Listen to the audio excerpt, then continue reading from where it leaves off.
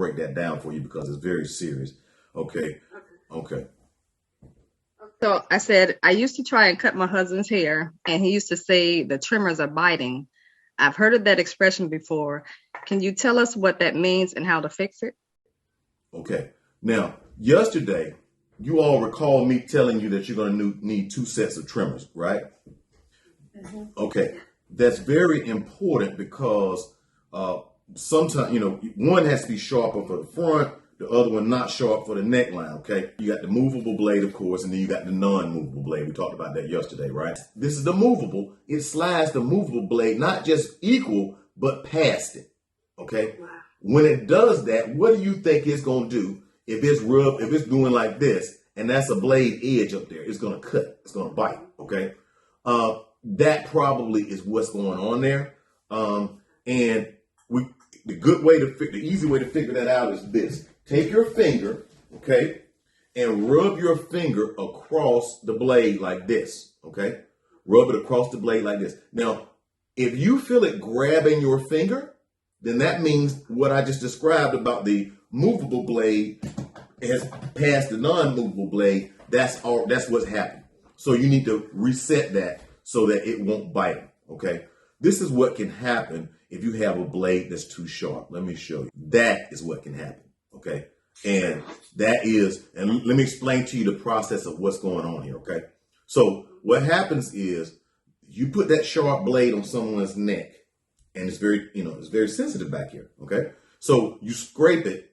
Once you scrape it, it puts a scab-like, but it's not brown, like a full-on scab, but it's kind of clear. You can't see it with your naked eye.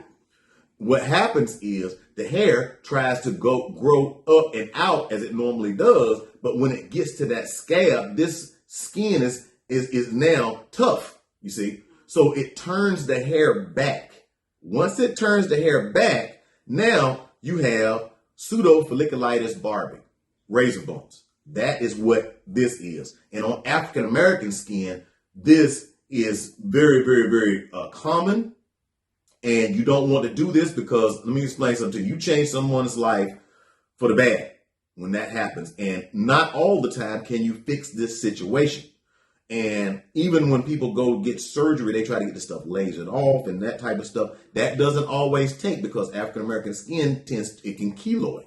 Okay. And that's what you see happening. See how this is smooth right here? That's what's beginning to happen there. Now, the good news is if it happens and you catch it early, he didn't catch it in time and he didn't apply anything to it. But if it just started, like let's say over here or this little one right here, this little area, there's different products out there that can help that. Okay. Now, one that I use is called Skin Tight. There's another one called Tin Skin. They're usually about the same thing. What they have is a anti-inflammatory in there, okay? And here's how to do it. And this is the process that I use in the shop. Number one, I will get a hand towel, roll it up like you're gonna do a hot towel shave. Put it in if you don't have a towel warmer, put it in the microwave for about 30 seconds. Then take it out. Make sure you open it and fan it because it might be a little too hot. You got to know where your microwave lives, okay? Then test it right here. That'll let you know if it's too hot, okay? Once it calms down a little bit, it's not too overly hot, then apply that to that area. Just sit it right on it and let it sit there for a while, okay? Do that again. Do that 2 times. What this is doing is opening up the pores, okay? Then after you do that and you let it, let it sit there for a couple of minutes until the towel begins to, not be as hot. And then you do it twice. And then what you want to do is go back and apply the Tin Skinned or the Skin Tight, whichever one that you're going to use. Apply that liberally to that area. Don't wipe it up or anything. Don't wipe it off. Just put it on there, okay? And just dab it on there. Now, let that sit. Now, what I found from using it on my clients is 2 days.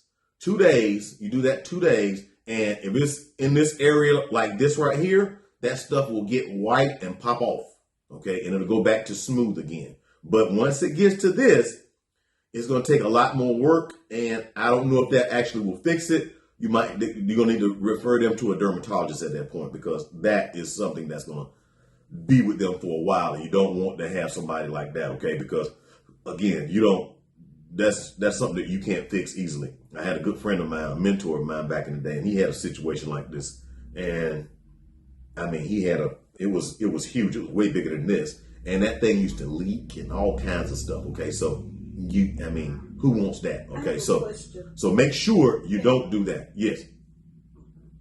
A question concerning that. Be caused also by dirty clippers. Yes, it can be caused by scraping it, and if the clippers are dirty, it's only going to exacerbate the situation even worse. Okay, definitely. And speaking of dirty clippers, now this, and it's an orange and white one. This is Marbicide. The other one is Barbicide. In the yellow, this one is blue and white. The other one is orange and white. These are the two that I like to use.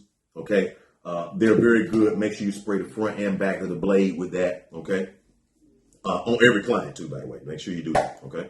Now, and of course, use your Barbicide jar as well.